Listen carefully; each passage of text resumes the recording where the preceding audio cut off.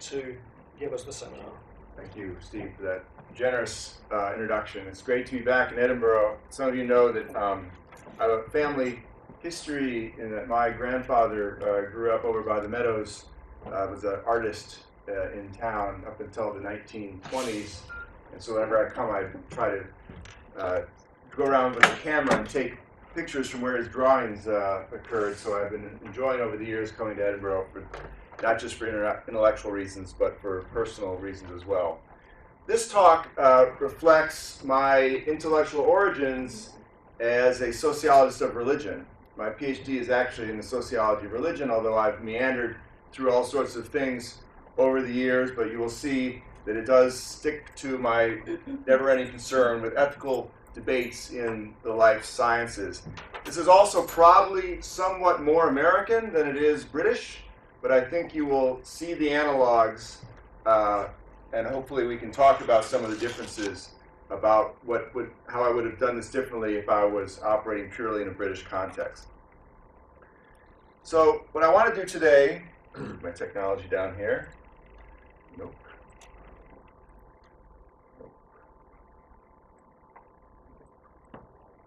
Is define the general question of the relationship between a religious reason and a secular reason you could give in a debate about a new technology like genetics. Describe what contribution I could make as a sociologist to this question, and then give an example of a possible quasi-religious argument. Describe 5 relationships that I've identified between a religious reason and a secular reason. Show examples of claims of quasi-religious arguments, and then I want to rethink one of these relationships that I've identified. So, why am I interested in this question at all? In at least the US, religious reasons in the public sphere have long been controversial. Some scholars claim that our society would be threatened if we do allow people to give religious reasons for their claims.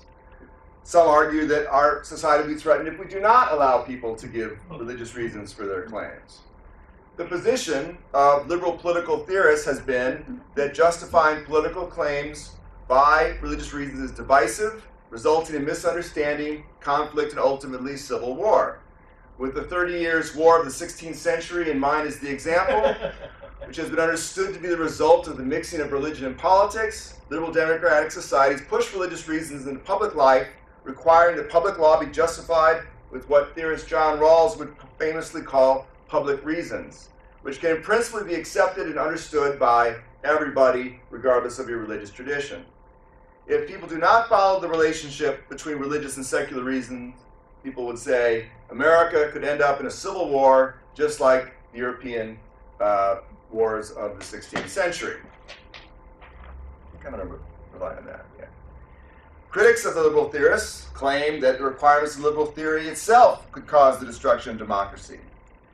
Philosopher of religion Jeff Stout claims that we are about to reap the social consequences of a traditionalist backlash against liberalism. One message being preached nowadays in many institutions for future preachers is that liberal democracy is hypocritical when it purports to value free religious expression. Liberalism is claimed to be a secularist ideology that masks a discriminatory program for policing what religious people can say in public. In the US, some of you may know the work of theologian Stanley Hauerwas, who claims the appropriate response to liberalism is to condemn freedom and the democratic struggle for justice as bad ideas for the church. So Hauerwas, I should add, is no fringe figure in the United States. Time magazine actually had him on the cover a few years ago as the best theologian in America. Any theologians room, we could debate that. It's an arcane question, but anyway, his argument would be, and others, that you should, if you have religious reasons for your position, for example, on cloning somebody, state them. So these debates all presume that there are religious reasons that people could give for something like human genetic engineering. There are secular reasons that people could give, and that people should or should not use different types of reasons. Now, I'm not a theologian. I'm not a philosopher. I generally do not make normative claims in my work, but instead I try to examine the empirical assumptions behind the work of normatively oriented theorists. I try to see whether or not some normative claims are even possible. I also like to see if certain normative concerns are irrelevant because no one wants to engage in what someone would think was an offending behavior. So, for example, does anyone actually want to speak religiously in the public sphere? Would be an opening question. So, another empirical example would be, does the use of religious reason in debates bother people who aren't religious? Could it actually lead to civil war? Or does it simply lead to people ignoring each other? Scholars have recently said that what religious people should do in their public sphere debates is to translate their religious arguments.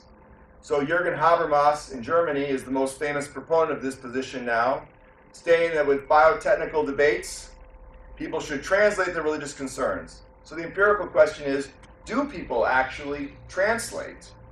And does it bother the listener to hear translations? Do people understand translations? What is lost in translation? So it would say, is translating a theological claim like trying to translate German poetry into English, which people say was essentially impossible? Or is it like trying to translate a car operation manual from another language, which may well be possible? We don't know. At present, I'm still trying to define the proper question to even ask, and I'll admit this, I've discovered that this question is more of a morass than I had first anticipated. So I want to start by walking us through 5 possible relationships between a religious reason and a secular reason, and then focus on this issue that's the biggest trouble for my mind, which is translation, by looking at quasi-religious arguments. So, but before we get going, let me warm up with some arguments to consider. I'm not going to read this out, but hopefully you can all read this from here. This is Gil Meilander's statement about reproductive cloning in 1997 to the Federal Bioethics Commission in the United States. And so he starts, I could read it if people prefer, or would you like to read it yourself? People can read that. So.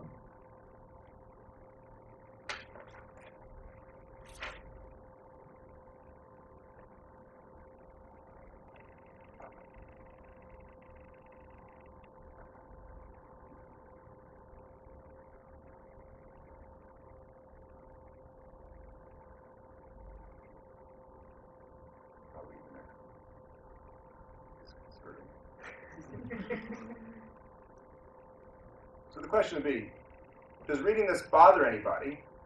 Okay. Is this a quasi-religious argument? Does this make you feel like, heading off to civil war? Or does it make you feel like you're not understanding him? Okay. Now, Meilander says he got this basic argument from the book Begotten or Made, written by theologian Oliver O'Donovan, works up the street here, who was reacting to the Warnock Committee's activities in the early 80s. The book and argument it makes about children who are created versus by reproductive technology, he says are treated like objects and thus would be considered to be differently human. This is a very influential argument in American bioethical evangelical circles. So O'Donovan writes, I'm going to read this because I can't stand the silence. We have to consider the position of this human begetting in a culture which has been overwhelmed by making, that is to say, in a technological culture. And here we must stress a point that is often made by those who have taught us how to think about our technological culture. We mentioned George Grant's Technology and Empire, Jacques Ellul, The Technological Society, and that makes this culture out, most importantly, is not anything that it does, but what it thinks.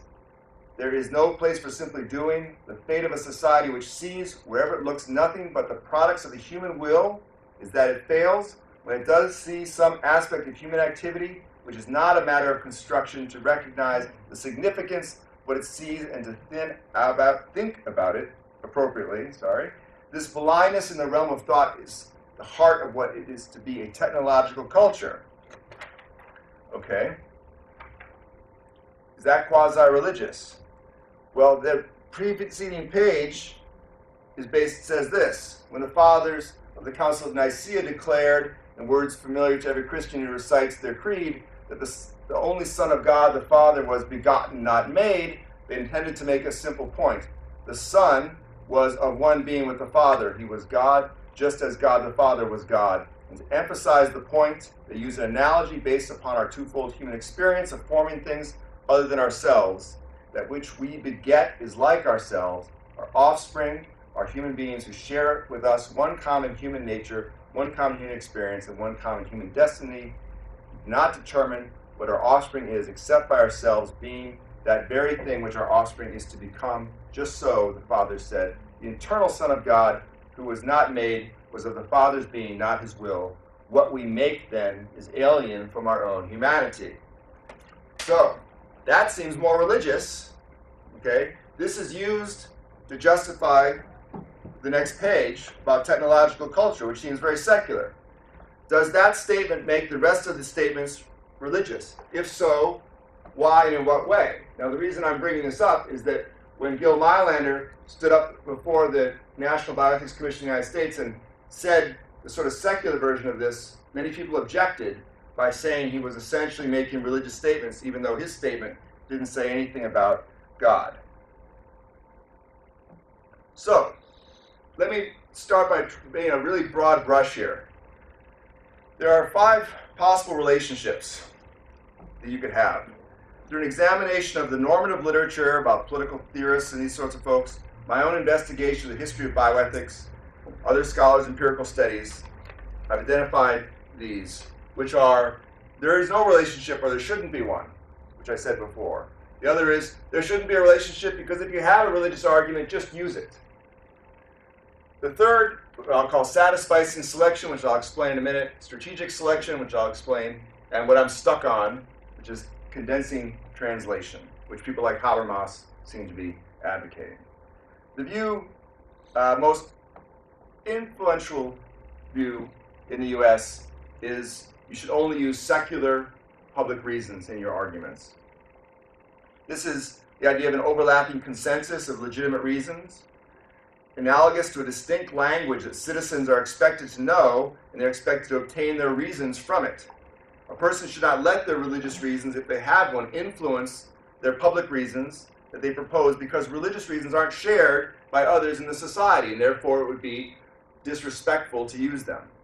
So if asked about a law that would make reproductive cloning illegal, an evangelical Protestant should scan through what they know from secular public reason to look for arguments they believe in, while ignoring any religious reasons that they also have. They may conclude that they are supportive of the initiative because cloning would harm the child, while avoiding harm might also be a religious reason. At this point in world history, it is also a secular public reason that everyone ostensibly shares.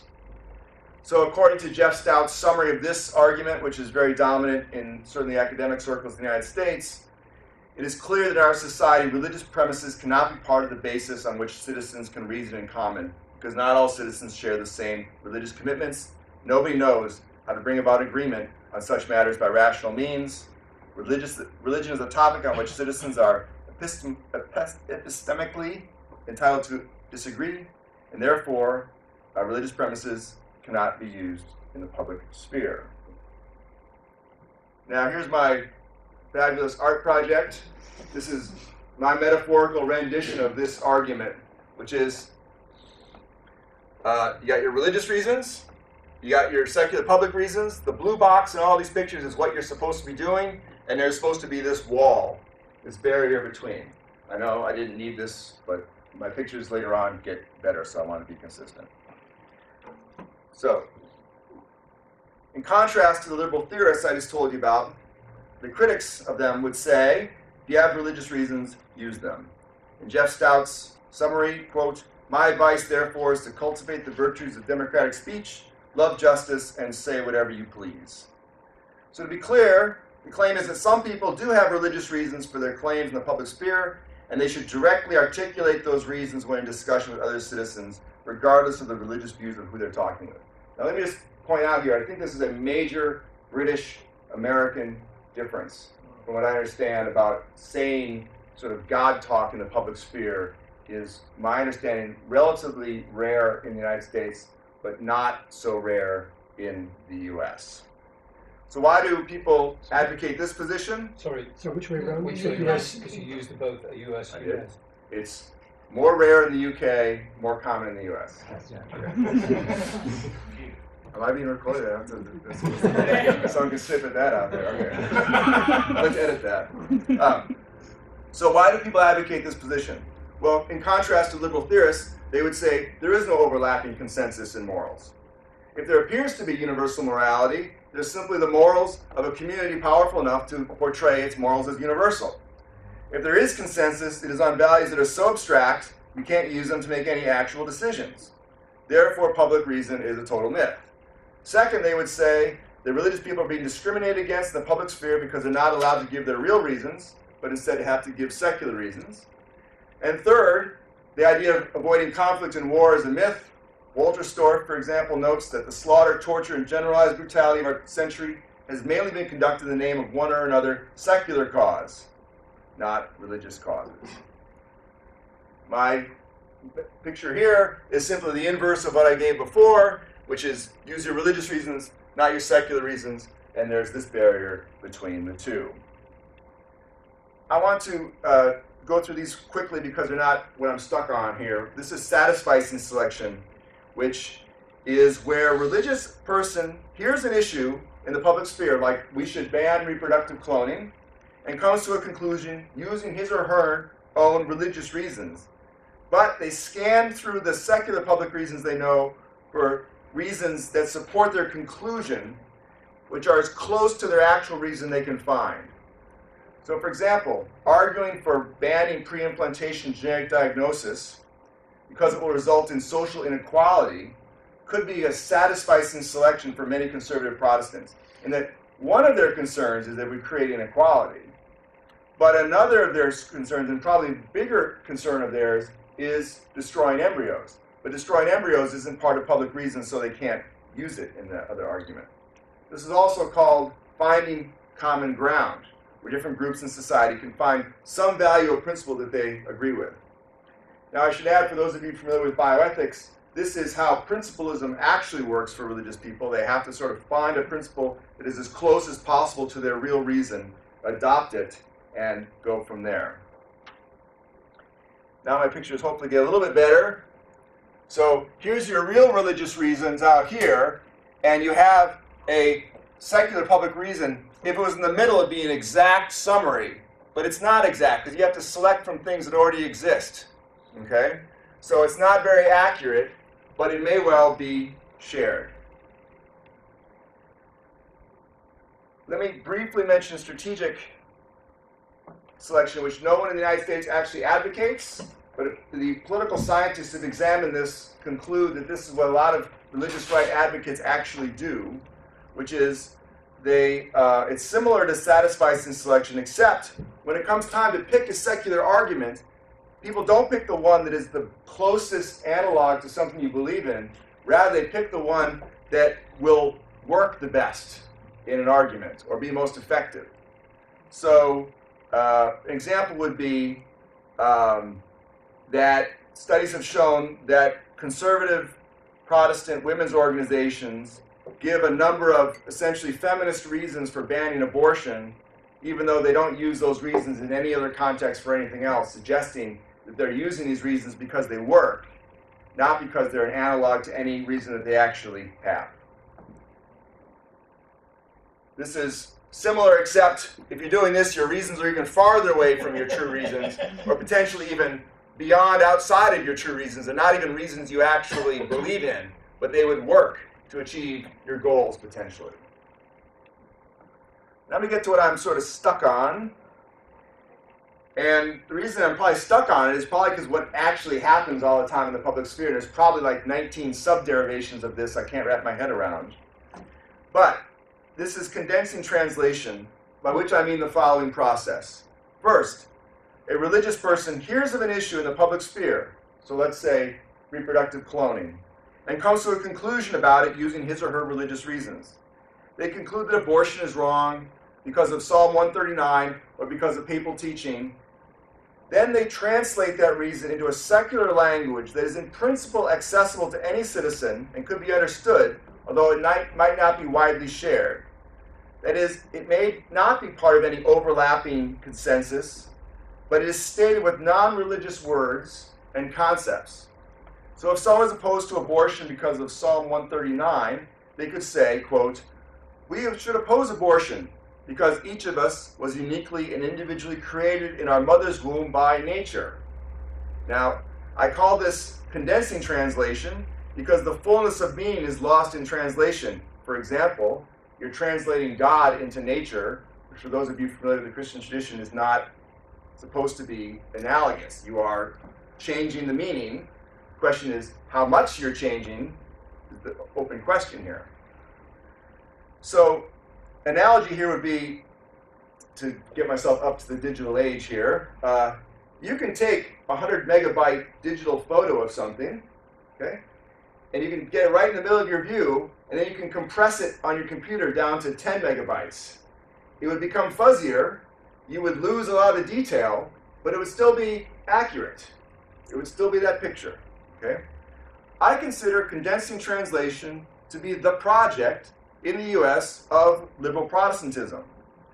It can be argued that their theological beliefs created the US public sphere in the first place, and it is a central part of liberal Protestant theology to be pluralistic and tolerant of religious differences.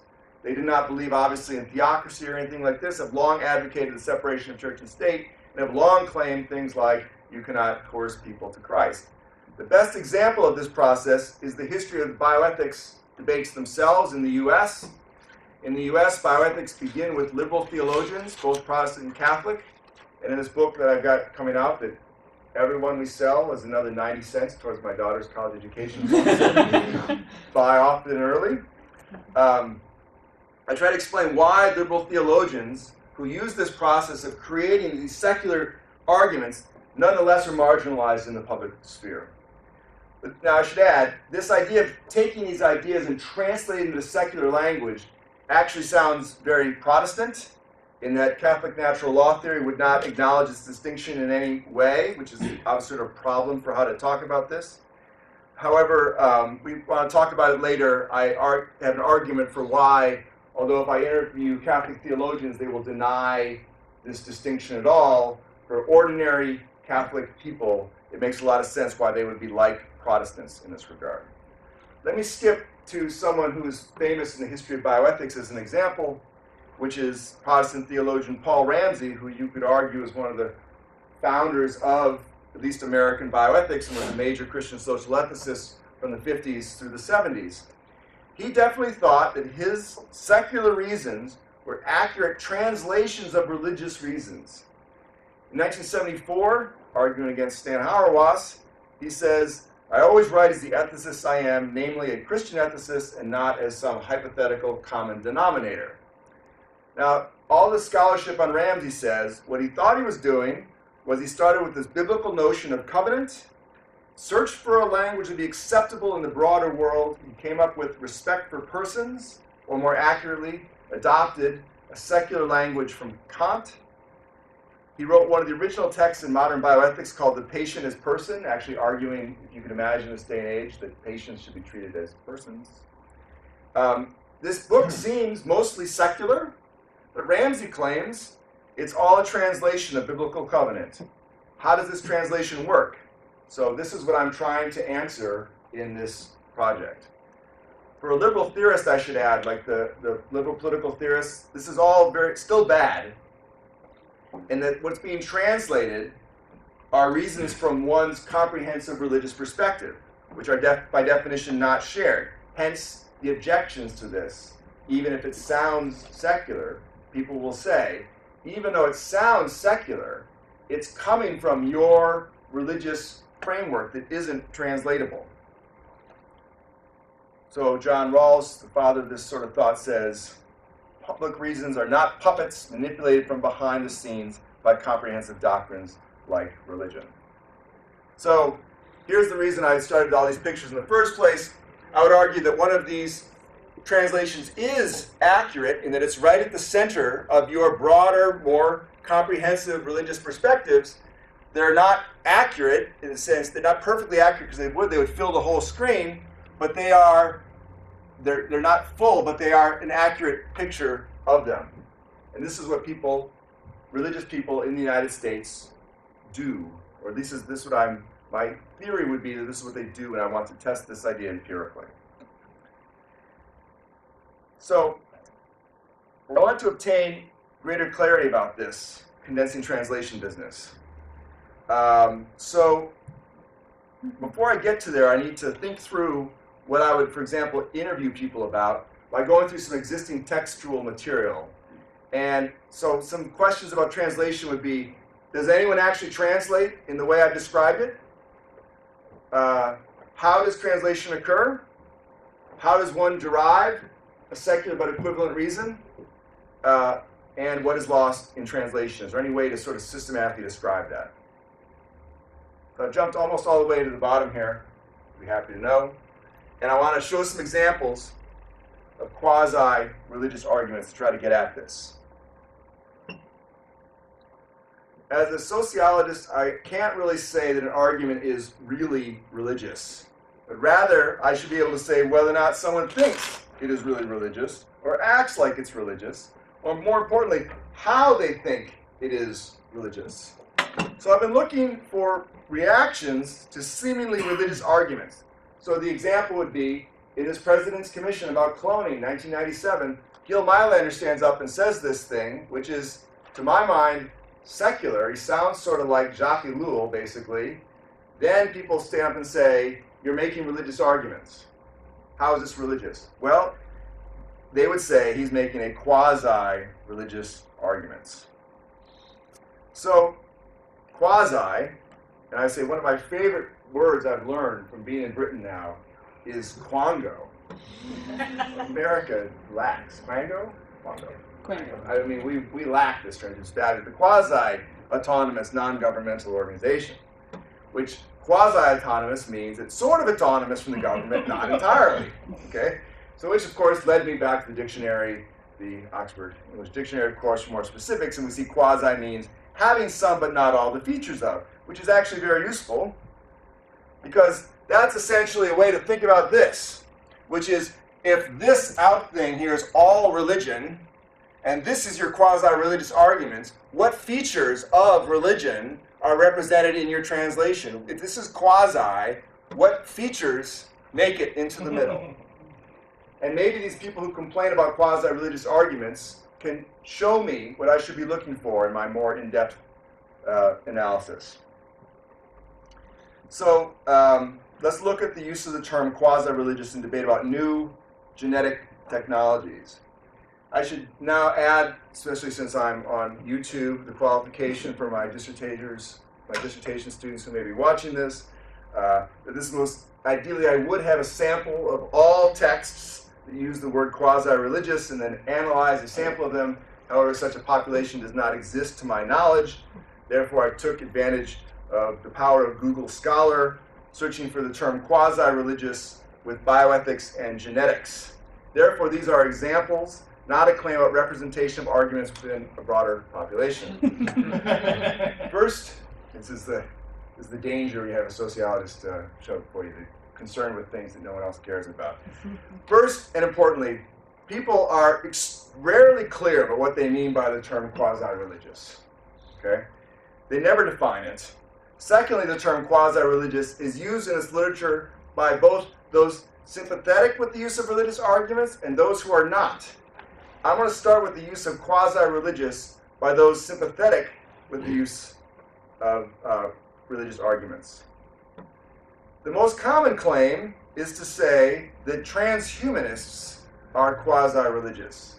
Now, for those of you not in the know, transhumanists are those who believe that our bodies should be thought of as humanity 1.0. They are imperfect, they don't always work right, we all die before we're 120. However, if we could, through science, engineer ourselves, improve ourselves, we could create humanity 2.0, which would lack these negative features like mortality and limited intelligence and things like this. The question is, what are the aspects of religion that transhumanists are said to have? If religious means having faith, it's that transhumanists have an unquestionable faith in something that can't be demonstrated. If religious means having a worldview that shapes perception, transhumanists have an entire worldview that shapes their perception of all reality based on this faith. If religious means having secret knowledge and wisdom, then transhumanists have secret knowledge and wisdom that transhumanists think others lack. So Lee Turner, writing in Nature Biotechnology, writes that genetics and biotech more broadly has all the social power of a belief system or surrogate religion. Traditional religious cosmologies place eternity on some other plane of existence. Biotechnological fantasies locate immortality here on Earth. Religious notions of resurrection and eternal life are popular biotechnological fantasies about creating immortal bodies. Both respond to fears about death, impermanence, human vulnerability, and dissolution of the self. Others write of the quasi-religious fervor of transhumanism. Joachim Schumer describes, quote, the quasi-religious transhumanist movement that seeks salvation in the fulfillment of Drexler's visions. Quasi-religious is also used to describe the expansionary project of science in general or of bioethics. For example, Leon Kass, who in the US was a critic of many reproductive genetic technologies, says scientism is a quasi-religious faith. Or that bioethics, according to this person, is a quasi-religious faith. In the quest for cohesion, many leading physicians have embraced a pared-down version of secular humanism with its distinctive array of ethical principles. Attempts to generalize such principles manifest the hope of attaining wider or even universal solidarity. These endeavors are quasi-religious, as indeed they manifest basic features defining all religion, namely passionate adherence to unproven dogmas and sympathetically reconcile the search for meaning with the ultimate forces shaping our destiny. Well, this person doesn't sound that sympathetic to religion, I guess. Okay. In sum, what is the vision of religion here, the outer box, that these quasi are examples of? This actually harkens back to a long-time dispute among sociologists of religion when they define religion, taking either a functionalist or a substantive approach. A functionalist approach to defining religion would say religion is what it does, and a substantive approach would be what it is. Okay? So these writers, who are generally supportive of religion, are using a functionalist definition of religion to say these scientific enthusiasts have a system of practice that has the functions of a religion. It resolves existential dilemmas. It serves the foundation for a sense of reality. It relies upon faith. The act allows you to act with certitude. Religion as sort of a worldview. This is one classic perspective in the social scientific study of religion, which say, in this view, science could be a religion, feminism could be a religion, Marxism could be a religion. As long as it serves these sort of worldview functions, it's a religion. How about the use of quasi-religious people who are not supportive of religious arguments in biotechnology? So we'll consider, for starters, Art Kaplan, who's probably the most influential American bioethicist. He describes the divide in bioethics between liberals like himself and the conservatives, who are an alliance of neoconservative and religiously oriented bioethicists. They're wary of where biomedicine and biotechnology are taking us. They speak in terms that are religious or quasi-religious. They've established their own journals, think tanks, training programs. They operate in the corridors of power, the White House and Congress, et cetera, et cetera. Here it is terms that are quasi-religious. It's not something broader. It's terms or words that are somehow religious. Dave Gustin, writing about some of the more speculative aspects of nanotechnology, which is the sort of idea that you could use nanotechnology to have this brain-computer information interface, says a major and highly public facet of discussion about ethics and advances biotechnology related human enhancement can loosely be categorized as a debate between condemnation from a religious or quasi-religious perspective and unreflective endorsement of scientific and technical change. Examples of this are rife, but none is higher profile than Beyond Therapy by the President's Council on Bioethics. The report, Critical Human Technologies Go Beyond Therapy, deploys language over religious symbolism to criticize enhancement. Not everyone cheers a summons to a post-human future. Not everyone likes the idea of remaking Eden or man playing God, so I guess Eden and playing God here. Not everyone agrees with this prophesized new world will be better than our own. So, in general here, he's claiming that these words evoke other religious words, even if they're used in a secular concept, like prophesized and so on. Quasi-religious in this case is the metaphorical use of Eden and Garden of Eden and so on. So, probably the most pervasive use of this type of quasi-religion claim is in arguments about human dignity. Critics claim that dignity depends upon a broader set of arguments that are inevitably based upon transcendent thought, that humans are made in the image of God, and therefore each one has supreme value. Humans, by virtue of being humans, have supreme worth. They do not have differential worth based upon their characteristics. Ruth Macklin writes, "Why do so many articles and reports appeal to human dignity as if it means something over and above respect for person or their autonomy? A possible explanation is the many religious sources that refer to human dignity, especially not exclusively Roman Catholic. However, this religious source cannot explain how and why dignity has crept into the secular literature of medical ethics, nor can the prominence of this concept in human rights documents, since only a small portion of literature in medical ethics expresses the links between health and human rights." So here the quasi-religious idea, human dignity, claimed to be derived from Roman Catholicism. Again, we get the sense of a great chain of argumentation. Quasi-religious is a substitute for religious words that are found ultimately back here in Catholic teaching somewhere. So here's where I am. What does this brief tour through quasi-religion suggest for future investigations of translation? First, when religious people, or people sympathetic with this religious perspective, use the term quasi-religious, they're defining religion as a worldview, or a set of practices, or a way of life. When non-religious people use the term quasi-religious, they're defining religion as arguments, and a quasi-religious argument is one that requires a religious one to justify it. Since that which is to be translated is different for the two groups, this leads me to believe I need to specify my translation metaphor differently for empirical investigation for religious people and non-religious people. Translation as a metaphor probably works fine for non-religious people, and I can see why people like Habermas would grab hold of this. It's what they expect religious people to do, given that they seem to view religion as a series of arguments or languages. The vision is that there is a linear relationship between a religious claim and a secular claim. So when asking non-religious people about the relationship between religious and secular arguments, I expect them to talk like this, that translation is like a series of linguistic moves.